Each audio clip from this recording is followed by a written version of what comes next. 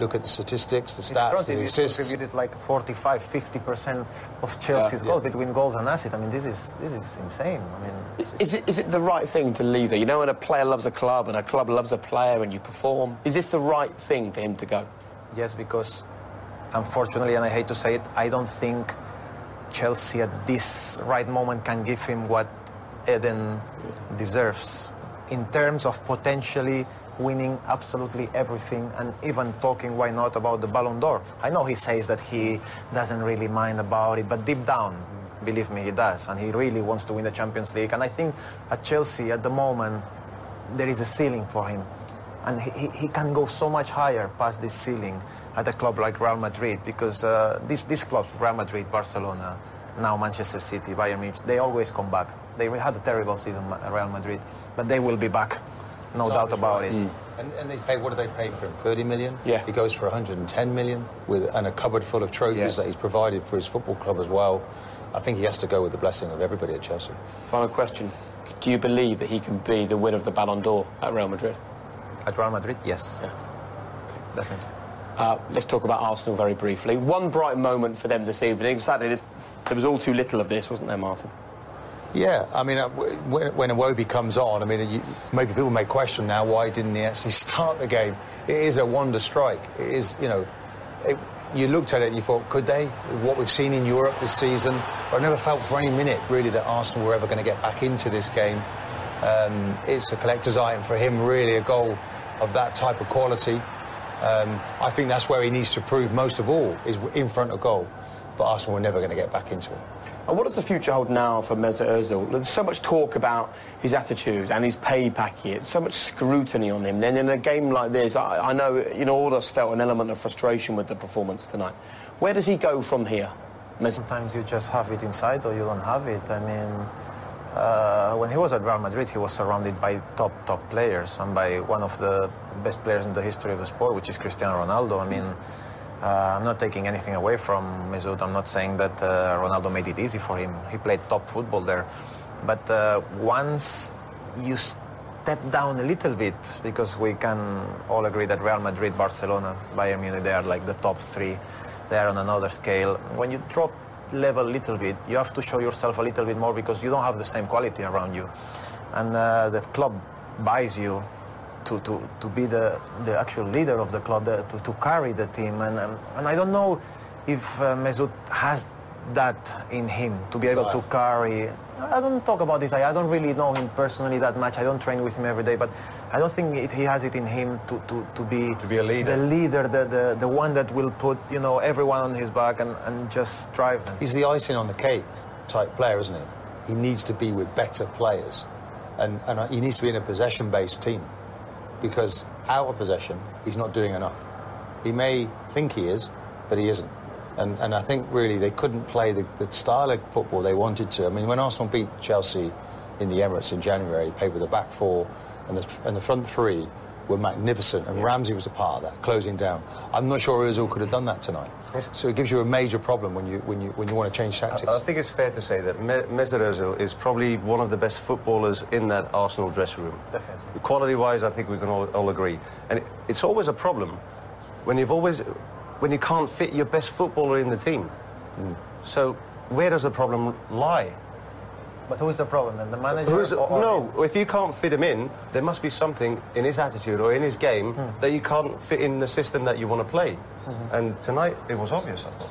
It's a problem that Emery has inherited, isn't it? Should have been dealt with before. And it's not only him. I mean, yeah, definitely. There were a few players this evening below par in the second half for Arsenal. Didn't rise to the occasion. Okay, well, let's get the thoughts, shall we, of the Arsenal manager. Here's Unai Emery. Unai, I know it's a very difficult night for everyone at Arsenal tonight. How did the game change so dramatically in that second half after having such a good first half performance? Good evening. First, congratulations to Chelsea. Really, the first half, I think we worked and we played it with a good challenge to take a good result. We get the box with some options, some chances to score, and the match was going like we can think. The second half, the first goal changed all, and after we tried to keep in the match, finding one goal, but their second goal was difficult for us, and I think the second half was going the things better for them, and also when we wanted to do something, we didn't find efficacy to score, and I think the result is like that, and they deserve it also to win. We deserve maybe some more on the game, but we didn't do. Listen, this isn't a one-off anymore. Arsenal are now a Europa League side with ambitions of being in the Champions League. For the third successive season, they'll be in the Europa League. It's the big work now for the manager in Emery, for the MD, Vina Venkicham, the head of football, Raul Sanyai. The three of them somehow have got to get together, keep the best players, and attract better players to improve the squad without being able to offer them huge amounts of money because they're a self-sustaining club or Champions League football. This is a crossroads. Well, and you talked there, you mentioned about keeping the players, because Aubameyang and Lacazette, it won't be easy to hold on to those players because they're that good. It will be tested.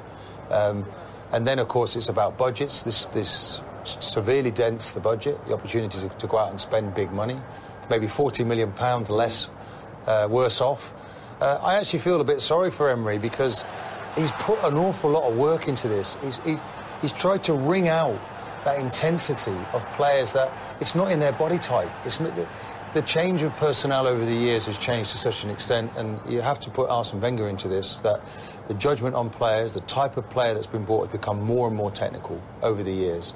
And that real toughness, steeliness doesn't seem to be there.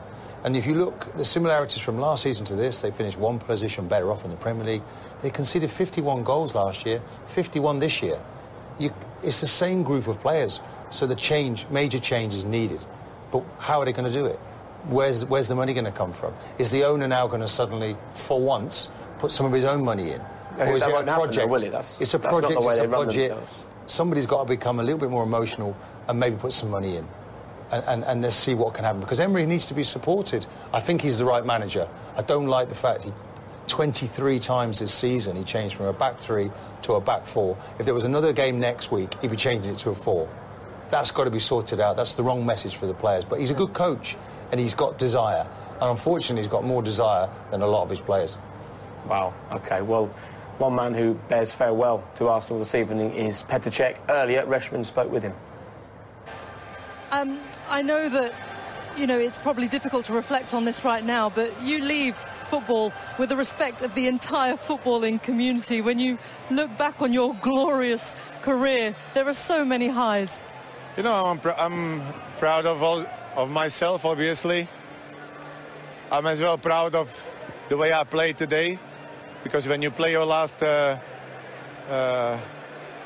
career game in the final, and there's a lot of pressure, obviously, there's a lot of speculations and all the things about, you know, Chelsea and all these things. So, you know, I had to perform, and I have to say I've done everything so I can look back and I have no regrets about today, apart of the fact that, you know, we worked so hard during the whole year, and in the end, we have nothing. And this is, I think it's something this group of players probably don't deserve, because the behind the scene, the coaching staff, the people who comes every day, the supporters and everybody, you know, they can't see that behind the scene how much work has been done this season.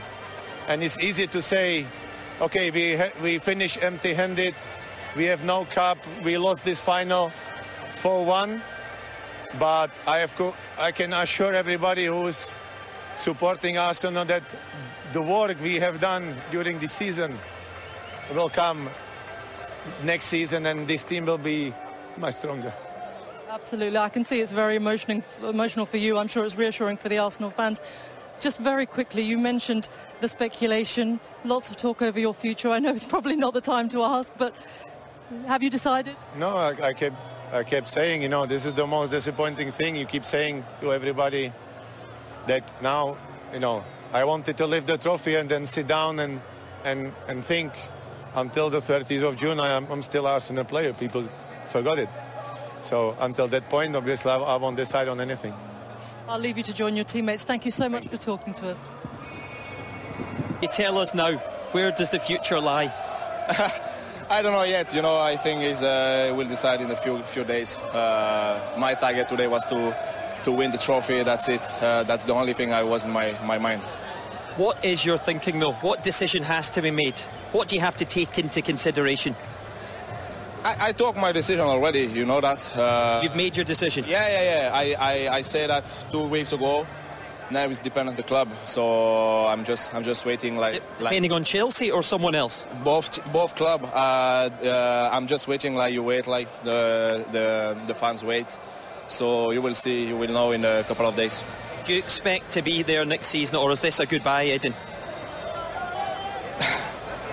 All the fans want to know. Yeah, I think it's a goodbye, but in football you never know. You know, my dream was to play in Premier League. I did this for 7 years in the biggest club in the world.